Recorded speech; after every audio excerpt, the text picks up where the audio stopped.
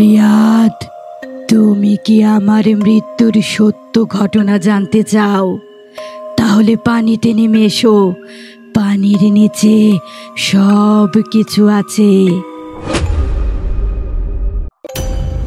চন্দ্রপুর গ্রামে যখন শীত নামে তখন শুধু ঠান্ডা নয়, নেমে আসে ভয়ও। কেউ জানে না ঠিক কখন শুরু হয়েছিল এই শীতকালের ভূতের কাহিনী। তবে সবাই জানে যে রাতে বাইরে যাওয়া যাবে না। ওই পুকুর পাড় মোটেও ভালো না।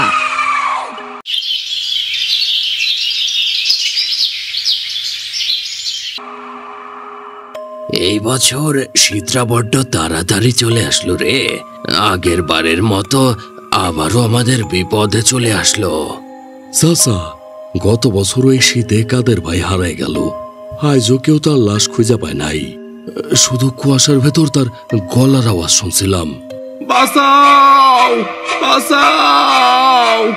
তারপর আওয়াজ থাইমা গেল চিরদিনের মতো। রহিম চাচা। চাচা, আমি রিয়াদ, ঢাকা থেকে আসি। শুনেছি এই গ্রামে শীতকালে ভূতের আগমন ঘটে। আমি সেই ভূত নিয়ে গবেষণা করতে এসেছি। বাবা, তুমি ভয়ঙ্কর খেলা খেলতে চাচ্ছ?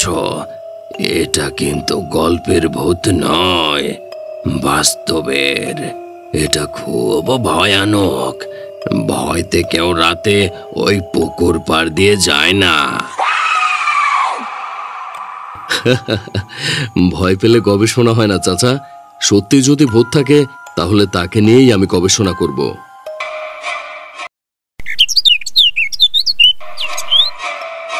সময় রাত 11টা, তাপমাত্রা 6 ডিগ্রি।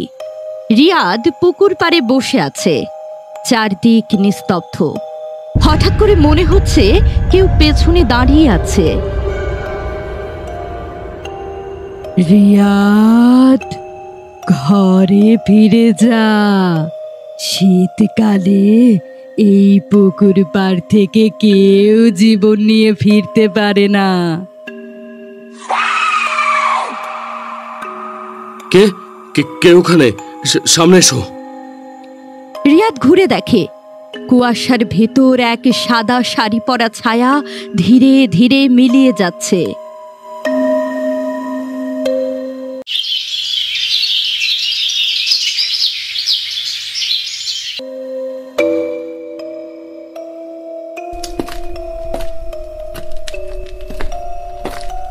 রহিম চাচা, আমি গতকাল রাতে পুকুর পাড়ে কি একটা দেখেছি। সাদা পোশাক পরা একটা মেয়ে।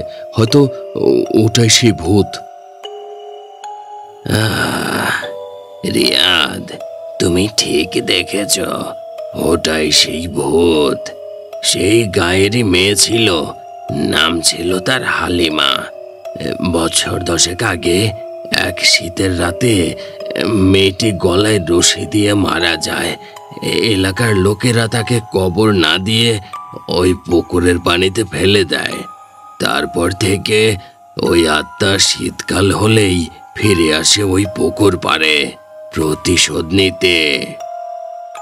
চাচা, আজ রাতে আমি ওই পুকুর পাড়ে যাব এবং যে করেই হোক সঠিক ঘটনা বের করে নিয়ে আসবো।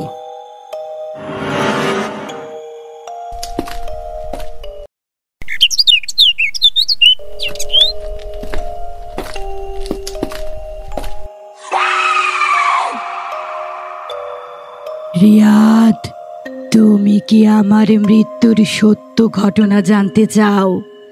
তাহলে পানিতে নেমে এসো। পানির নিচে সব কিছু আছে। না, আমি পানিতে আসবো না, এখানেই আছি। তুমি আমাকে বলো, আসলে কি হয়েছিল সেই রাতে?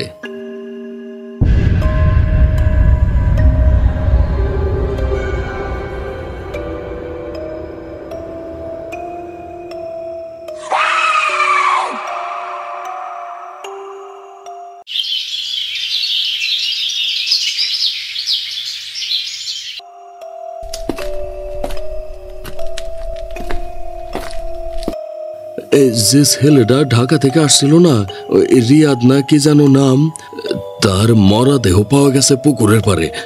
তবে তার সাথে থাকা ক্যামেরায় একটা মেয়ের ছবি দেখা যায়।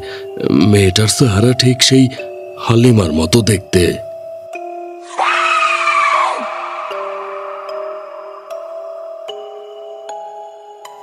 শীত আসলে চন্দ্রপুরে এখনো আতঙ্ক নেমে আসে।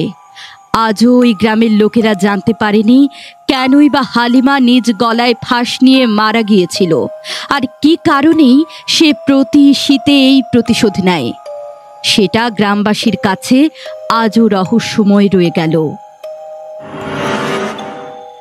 বন্ধুরা, হালিমার এই রহস্য ঘেরা মৃত্যুর সঠিক তথ্য জানতে অবশ্যই চোখ রাখুন দ্বিতীয় পর্বে।